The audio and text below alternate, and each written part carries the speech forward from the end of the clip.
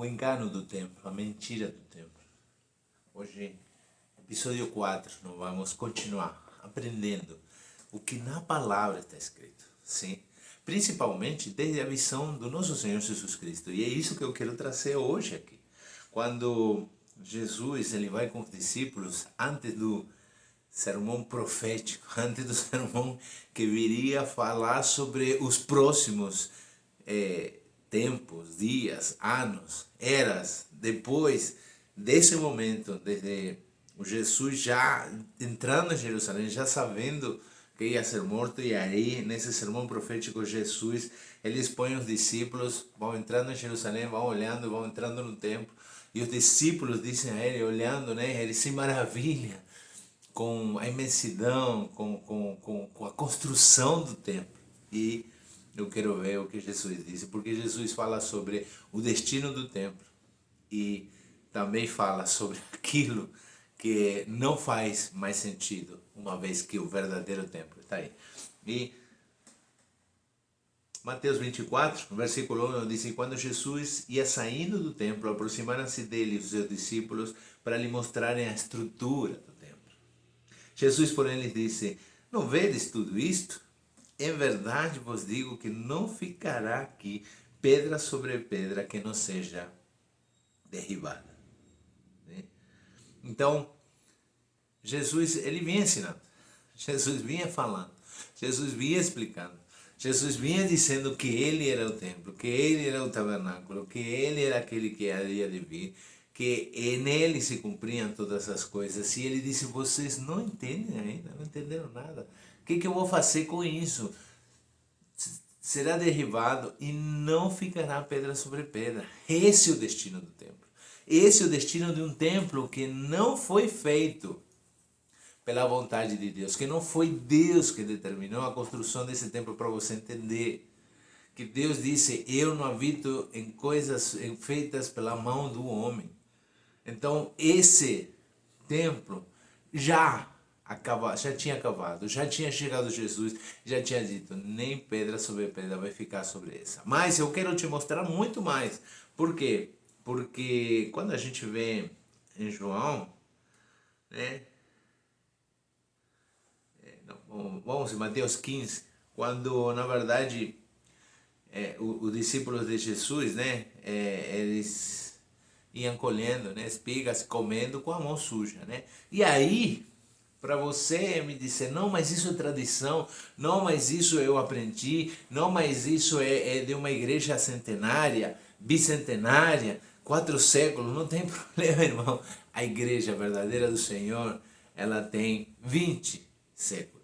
Então, não importa que a tua denominação seja centenária, seja bicentenária, ou seja a Igreja Católica, que está há tantos anos, porque na verdade não está há 2000 anos, né? A Igreja Católica, ela começou a nascer a partir do 3º para o 4º século. Então, ainda assim teve mudanças para se transformar no que hoje a Igreja Católica. Então, aqueles que dizem: não, o primeiro Papa foi Pedro, está totalmente equivocado. Mas eu vou dizer para você o seguinte: não importa a tua instituição, não importa a tradição que você esteja seguindo, não importa que te disseram: não, mas isso está na nossa instituição, isso está no nosso sangue, no nosso DNA. Não existe DNA. O DNA, o único verdadeiro, é o DNA de Deus, o DNA de Jesus Cristo, que hoje é passado para nós por meio do seu Espírito.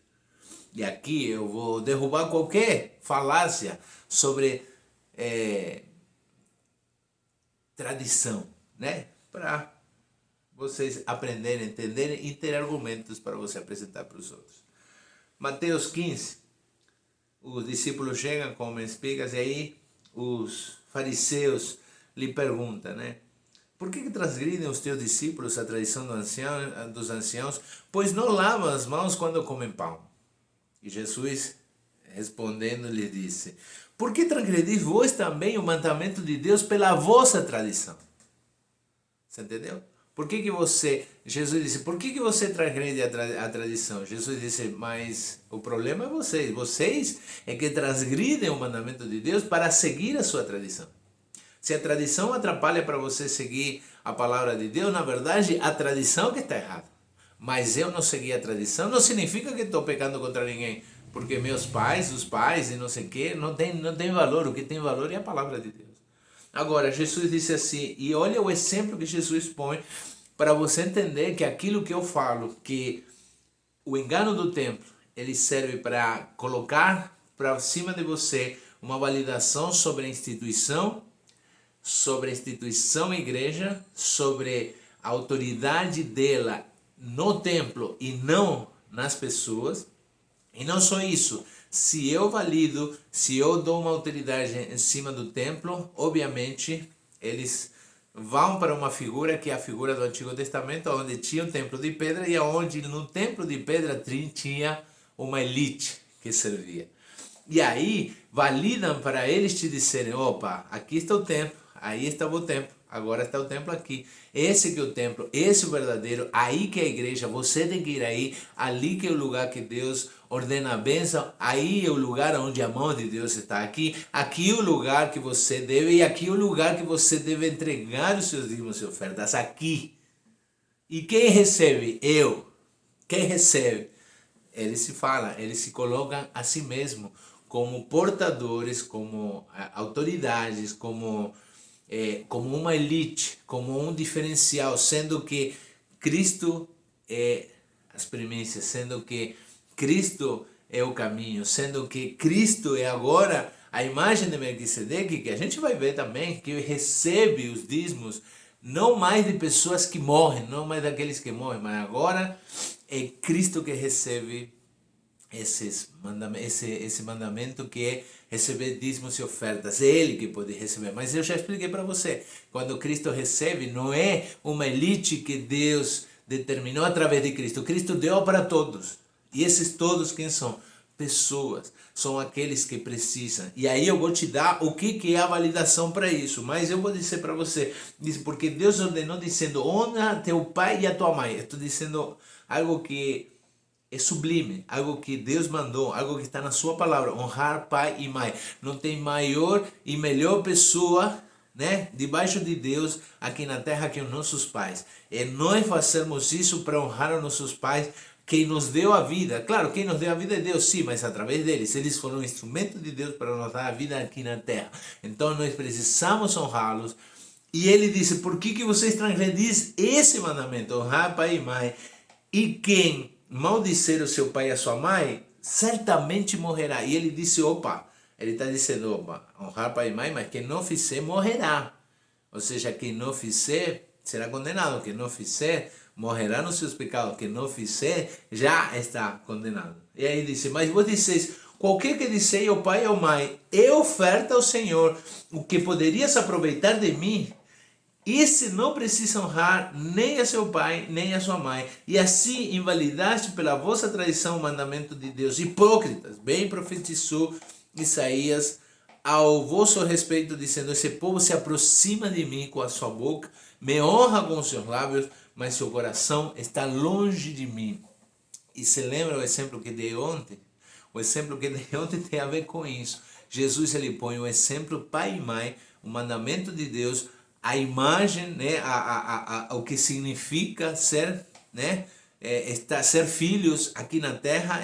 Eu não posso ser filho de Deus se eu não honrar a meu pai e a minha mãe. Então eu não posso dizer que eu sou que Jesus me salvou se eu não consigo manifestar isso honrando meus pais, mesmo que os meus pais fossem ruins, mesmo que meus pais tenham se esquecido de mim, mesmo que meus pais não me ajudem, não tem problema. Há um mandamento, e esse mandamento é nós sermos quem Deus disse que nós somos, e quem diz Deus que nós somos é aquilo que nós precisamos fazer, é honrar pai e mãe. E ele diz assim, vocês invalidam o mandamento de Deus, dizendo por causa da sua tradição. E qual é a tradição deles?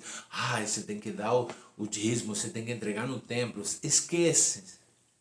Que Deuteronômio 14, ele disse que você tinha que ir lá para o lugar, né, que nesse caso já era Jerusalém, mas antes, para o lugar que Deus, ele escolher fazer, morar no seu nome, habitar o seu nome, que esse momento já era Jerusalém, mas ele dizia, se você fosse muito longe, a ideia você tinha que levar os teus frutos, né, seja colheita do campo, seja animais, seja tudo, você tinha que levar esses animais lá. Se fosse muito longe, dizia que você tinha que vender, pegar o dinheiro disso, amarrá-lo, né, numa mão para você não gastá-lo, para você levar isso e levá-lo até o local que era o destino. Quando você chegasse no templo, e aí a gente vai ver porque no templo tinha os cambistas, que era algo lícito, o problema é que eles faziam dinheiro com isso e em todas as civilizações da Terra, exceto nessa que nós vivemos agora, emprestar com juros é pecado, é imoral, é o pior que você pode fazer. E o que eles faziam lá? Eles vendiam, você vendia teu negócio, você pegava um dinheiro, só que quando você chegava lá, você não podia comprar o mesmo que você tinha vendido. E isso que Jesus se revoltou contra esse povo. Mas existia o cambista, por quê? Porque as pessoas levavam dinheiro para depois comprar e ir lá. E disse lá, pega isso diante das tuas portas ou diante do sacerdote, chama os levitas, o sacerdote, a viúva, o órfão, o estrangeiro que existe na tua terra, chama eles para aqui, o teu vizinho, e compra tudo que te dê no coração, desfruta e divide com eles. O que significa? Que o dízimo era para ser desfrutado, era para ser usufruído por você, pela tua família, pelos teus amigos, pelos teus vizinhos, pelo levita, por aqueles que não tinham, pelo pobre, pelo órfão, pela viúva, sim, e pelo levita, sim. Só que já nessa época já tinha transgredido essa palavra para dizer, não, vocês trazem para mim, trazem para nós, levitas, e nós vemos o que fazemos. Se der para comer alguma coisa, a gente come, mas se não, é muito rápido, é muita gente, né? Vamos fazer isso mais rápido, claro. É o que acontece hoje. Não! O dízimo não é animais, o dízimo é dinheiro, e o dinheiro você tem que trazer para mim. Por quê? Porque eu sou representante de Deus aqui na terra. Irmão, não tem nada a ver com isso. E aí que eu quero dizer, o que eu falei ontem, às vezes você, né, e ele disse aqui, a boca louva a Deus, mas o coração está longe. Por quê? Porque você, para cumprir aquilo que te falaram, que é autoridade, que é tradição, que é o que deve ser feito, você às vezes deixa de ajudar o teu pai e a tua mãe, deixa de ajudar o teu filho, deixa de ajudar o teu irmão, deixa de ajudar o teu vizinho. E como eu falei ontem, você pega o envelope, talvez agora não é um envelope, agora é um Pix, agora é pior, porque você está na tua casa, você sabe que alguém precisa de dinheiro, mas você fala assim, não, isso aqui é de Deus. Eu me lembro, muito tempo, não tem nem como as pessoas nem vão se lembrar de mim, então por isso que eu vou falar, mas tinha um casal, né, muito bem sucedido, eles foram lá, começaram com um trabalho e tal, começou a multiplicar, eles estavam bem, e eles de repente, não, porque a gente é dizimista, e tá, e eles contavam até as moedinhas, e a mulher falava assim, não, eu tenho aqui, eu junto as moedas de 1 centavo para complementar, né, os centavos do dízimo, né, e eu falei assim, mas não era melhor completar, arredondar para cima, não era melhor arredondar para de 2,37 centavos para você falar 3? Não, não tem que ser o valor certo. E aí eles estavam ali e de repente tinha irmãos da sua própria congregação, vizinhos deles, que estavam passando fome, mas os irmãos eles pegavam e a bênção deles era essa, e eles estavam tinham certeza de que o que eles faziam era isso que Deus estava fazendo para abençoar o trabalho deles, e que por isso eles não podiam dar para outra pessoa, não podiam dar para esse vizinho que precisava, que estava com fome. Não, eles tinham que fazer tudo isso e levar no templo. Sim? Qual foi o resultado disso?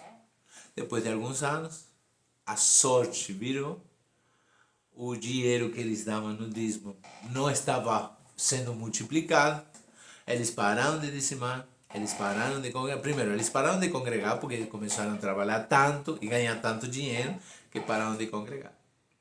Mas eles continuaram levando o dízimo, só que começou a apertar, começou a parar o dízimo, começou já não era que não ia mais nem no domingo, porque não era porque agora não vamos, porque está difícil, porque agora não vamos, porque complicou, e aí daqui a pouco começaram a falar mal de Deus, daqui a pouco começaram a falar mal da igreja, daqui a pouco eles se afastaram, daqui a pouco qual foi o resultado? A ruína foi grande.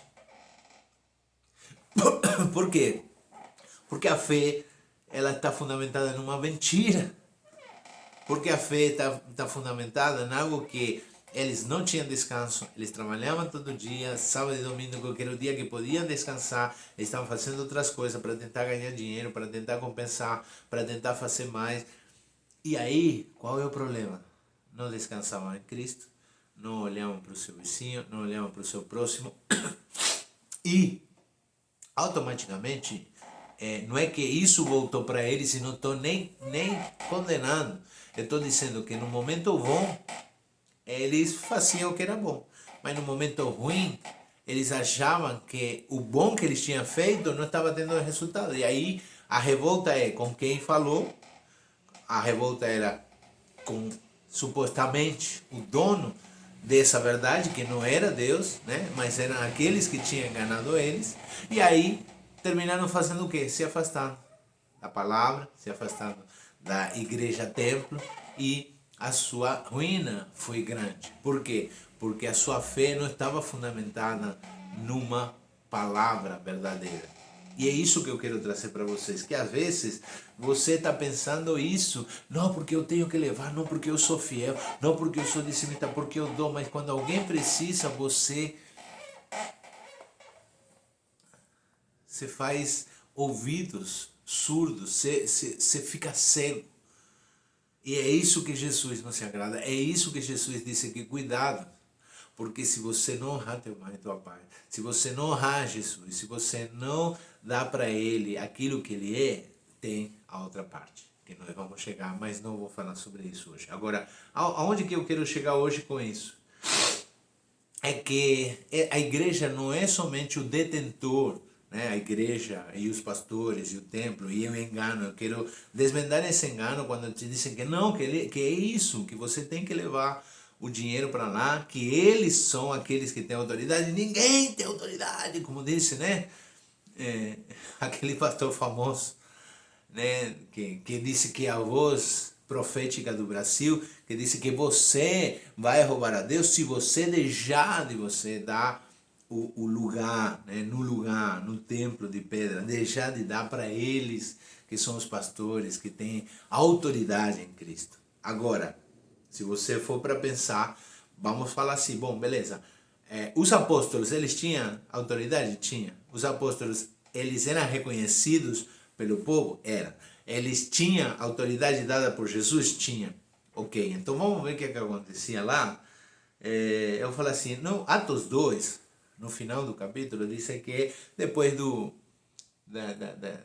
da pregação de Pedro, que se convertia, né, mais de 3.000 pessoas, depois disso as pessoas entregavam assim, de boa, espontânea vontade, repartiam, né, ou seja, vendiam as suas propriedades e a repartiam segundo a necessidade de cada um. Mas aí não fala especificamente quem. Só que depois que passa isso, a gente vê uma igreja mais organizada, vê as pessoas se reunindo, vê os apóstolos estando aí, e as pessoas faziam isso. E aqui eu vou trazer em 4, Atos 4, a partir do versículo 35, que conta o que acontecia ali, né? Então, vou começar do 34, para você entender que se a tua igreja ela é rica, se a tua igreja ele tem tudo, se a tua igreja ela possui, né, um monte de coisas boas, bonitas e legal, mas tem gente passando fome, tem gente com dificuldades econômicas, tem gente sendo despejada, tem gente não conseguindo pagar um botijão de gás, aí você tem que pensar por quê? Porque a igreja de Atos, ela não era uma igreja tão abençoada, mas mesmo assim ela está declarando uma verdade, que essa deveria ser a verdade do lugar, da congregação que você está. Não é do lugar, mas do espaço aonde você se congrega. E aí, no 34 diz, não havia, pois, entre eles necessitado algum, porque todos os que possuíam herdades ou casas, vendendo-as, traziam o preço que fora vendido e depositavam aos pés dos apóstolos. E aí você fala, isso que meu pastor falou.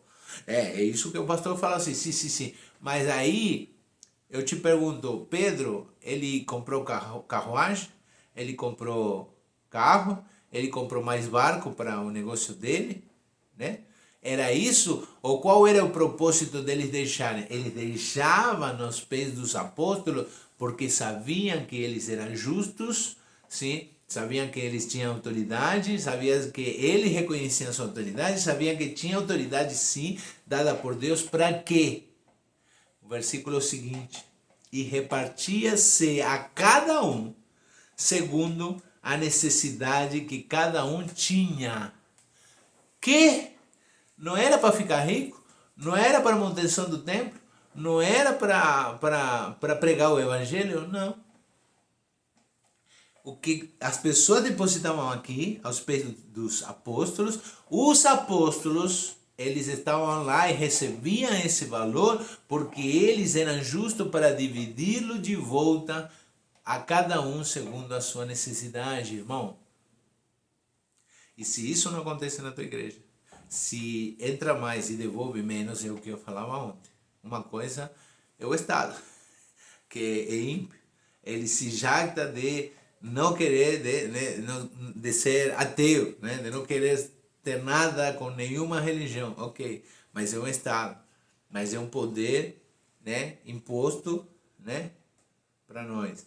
Agora, a igreja não é o poder imposto. A igreja é o lugar onde eu e você validamos que é o lugar que Deus nos disse para nós estarmos. Mas quem são aqueles que supostamente governam em cima disso? A autoridade está não na suposta unção, mas na manifestação. E se o que manifesta, meus queridos irmãos e minhas queridas irmãs, não é aquilo que está na palavra, eu te falo, é falso profeta, é falso mestre, falso pastor.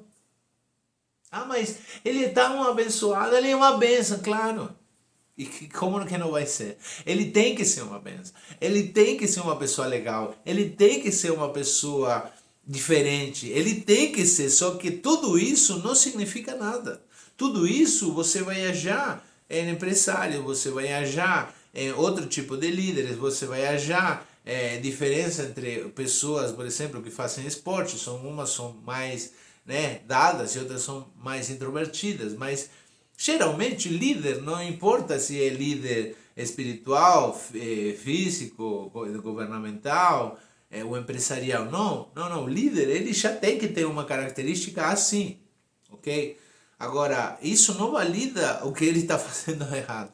O que o líder deve ter, primeiro, ele deve ser um exemplo na sua casa, na sua família, com o governo dele. Ele deve ser uma pessoa justa, reconhecida pela sociedade, mas não alcança só isso. Ele tem que pregar a verdade, irmão. E se o que ele pregar for mentira, tudo isso que ele faz não vale de nada. Por quê? Porque a nossa justiça e a deles também são trapos de imundície diante de Deus. Não é isso, é a graça de Deus sobre ele. E a graça de Deus, ela somente se manifesta não pelos dons, porque os dons não validam salvação. Os dons não validam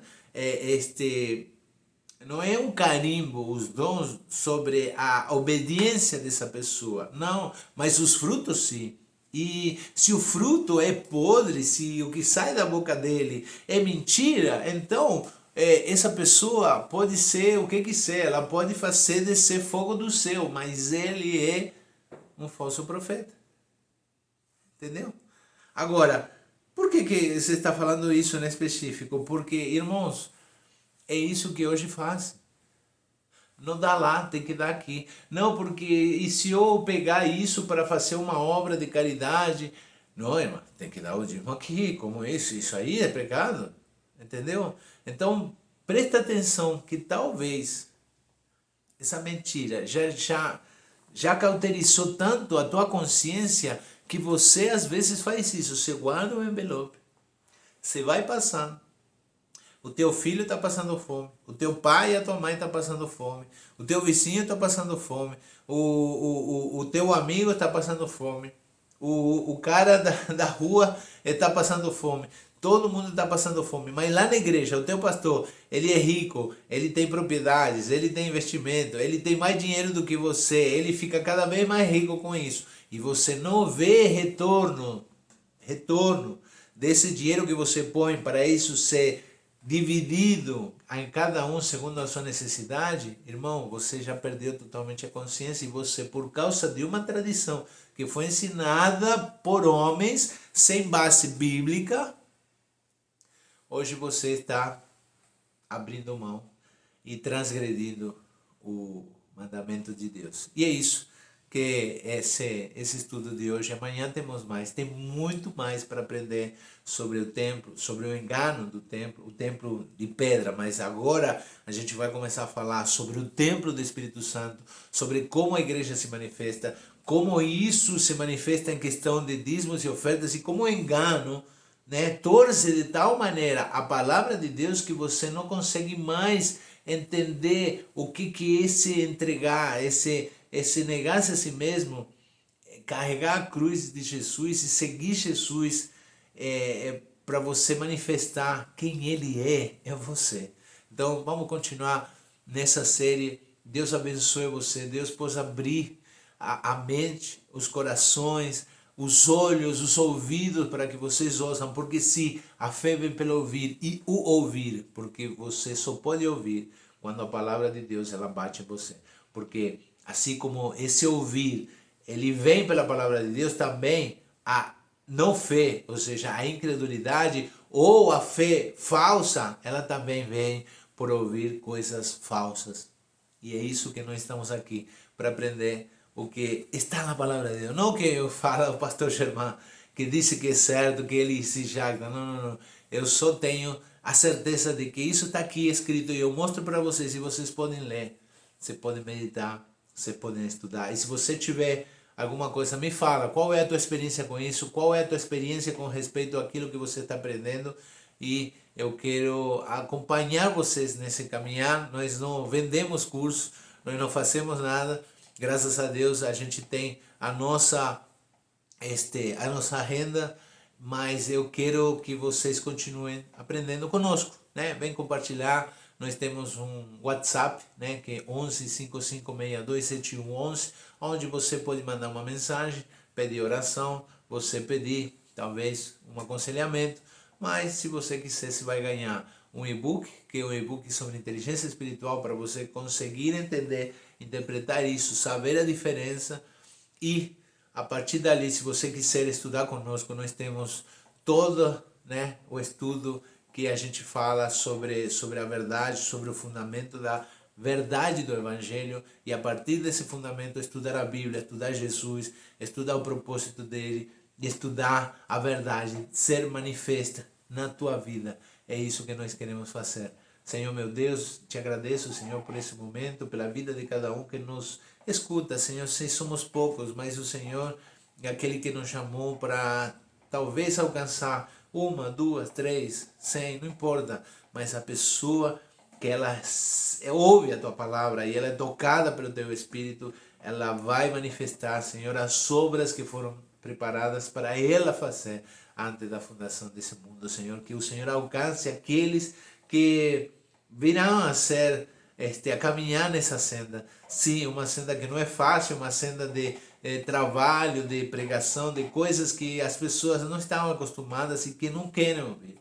Mas aqueles que ouvirão, aqueles que creram, né, que crerão no futuro, esses realmente serão diferenciados. E por isso, Senhor, eu te peço por cada um deles. Não é para nós, não é para nos gloriar, mas para que a tua glória seja manifestada na nossa vida, na vida deles e através das nossas vidas. Em nome de Jesus que eu te peço e te agradeço por isso. Amanhã seja conosco nesse dia e até amanhã em nome de Jesus. Deus abençoe.